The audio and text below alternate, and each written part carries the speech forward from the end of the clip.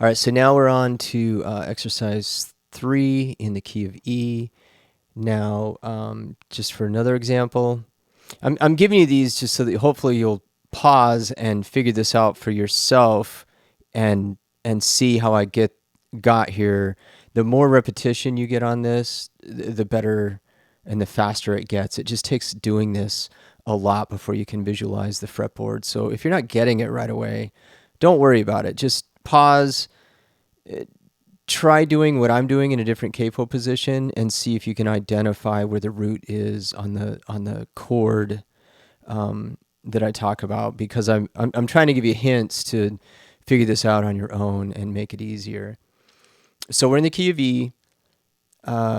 If I wanted to capo for A like you were in the last 4 videos, my 1-4-5 is A-D-E. So if I play my A chord, the root is my 5th string open, or 2nd fret on the 3rd string.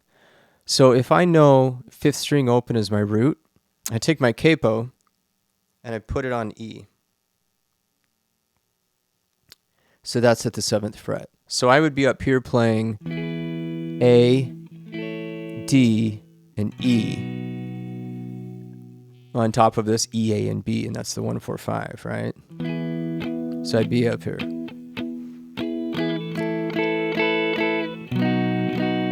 That's my B chord because of the capo. So let's try this. I'll just go ahead and play up here. Sounds like it's pretty in tune. So let's do number 3, and let's do a 6/8 rhythm, because what I think I'll do is I'll do this arpeggio thing.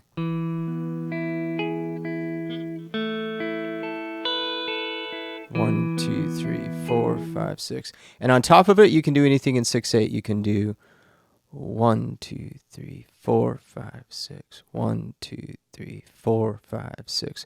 Or you can just strum straight 1, 2, 3, 4, 5, 6, where you're capoed for D. Okay? So I'm going to do this arpeggio thing, and this will challenge you a little more rhythmically because you have to stay with me. We have to stay together, even though you might be strumming and I'm doing arpeggios. 1, 2, 3, 4, 5, 6.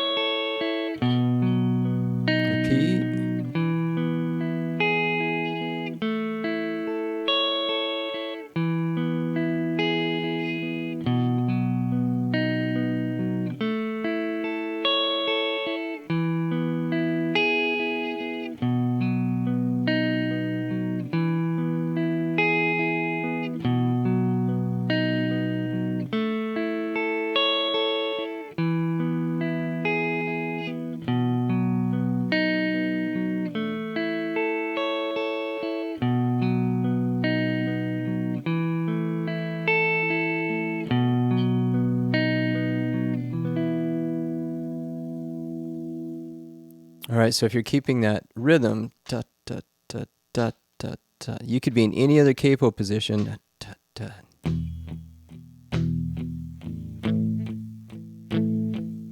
1, 2, 3, or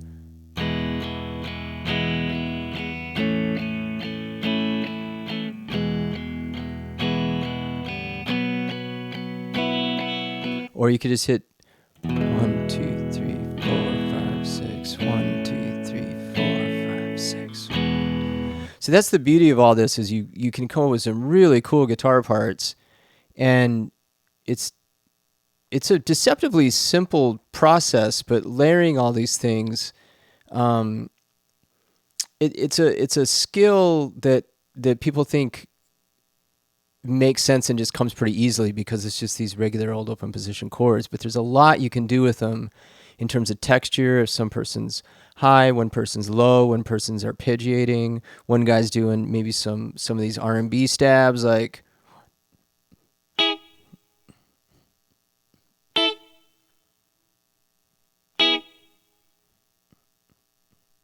right? Like that's in 6/8. So if the tempo is the same, you can find some pretty cool guitar parts by using this system.